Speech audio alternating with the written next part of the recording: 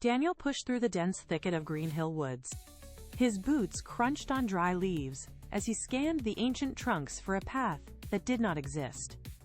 Every step required effort, forcing him to shove aside heavy branches that snapped back with sharp resistance. He stopped abruptly before a gnarled oak. Embedded deep within the bark was a door no larger than a human hand, crafted from dark polished mahogany. It looked impossible, yet it was there. Daniel reached out. His knuckles brushed the wood. He knocked 3 times. The sound echoed hollowly against the absolute silence of the forest. No reply came. He crouched down, brushing away a layer of damp moss at the base of the trunk. A scrap of parchment lay there. The ink was faded but legible. It read, "Only those who leave something behind may enter." Daniel stood, his shadow stretching long across the forest floor. He stared at the tiny door, then back at the surrounding trees. He was alone, yet the forest felt like it was watching him wait for an answer. Daniel pulled his pockets inside out. A single marble rolled into the dirt, followed by a tangled piece of string. He stared at the items, then back at the mahogany door. These were hollow offerings. They meant nothing to the tree. He shook his head, the silence of the woods pressing against his ears. His mind flickered, pulling him away from the forest and back into the harsh light of the school lab. He saw the beaker sliding from the edge of the table. He heard the sharp, sudden shatter of glass against concrete. Ryan had tripped, and in a heartbeat, hours of work lay in jagged shards.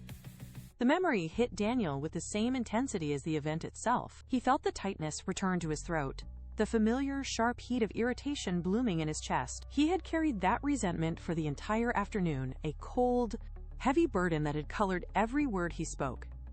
He looked at the parchment again. Only those who leave something behind may enter. He finally saw the pattern. The door did not want marbles or string.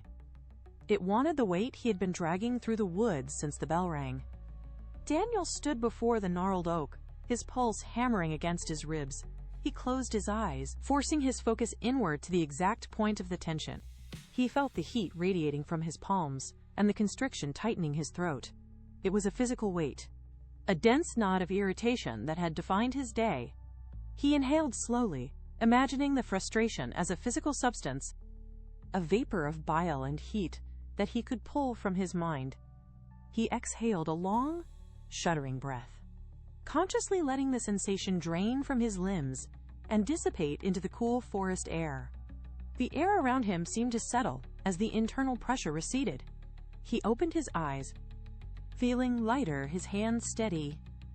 He reached down into the dirt and found a jagged stone, its edges sharp and unyielding against his skin.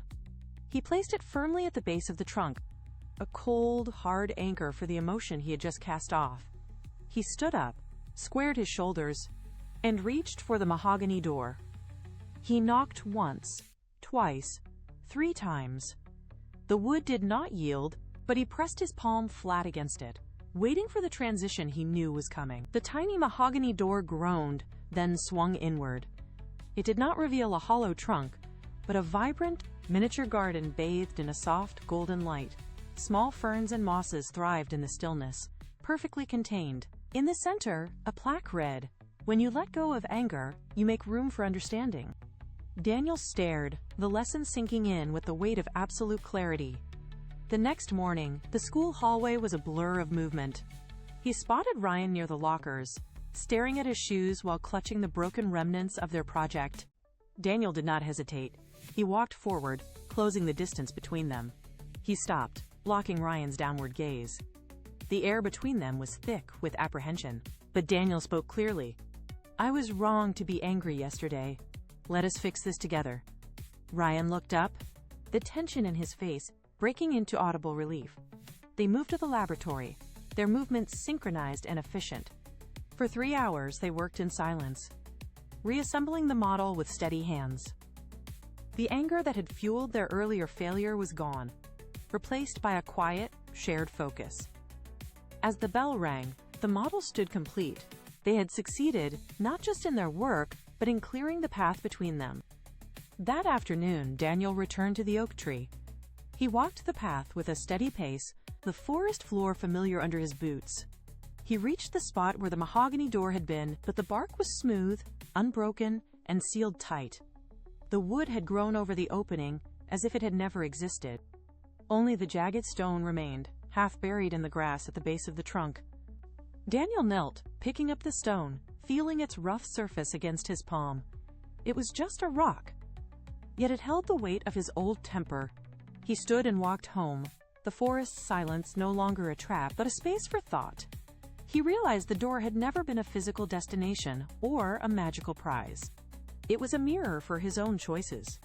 The threshold had been his own restraint. Whenever the heat of frustration rose in his chest again, he reached into his pocket and touched the stone. He felt the sharp edge against his skin, remembering the garden and the quiet clarity it had taught him. He chose to release the weight of his anger before it could take root. He was no longer a prisoner of his own reaction.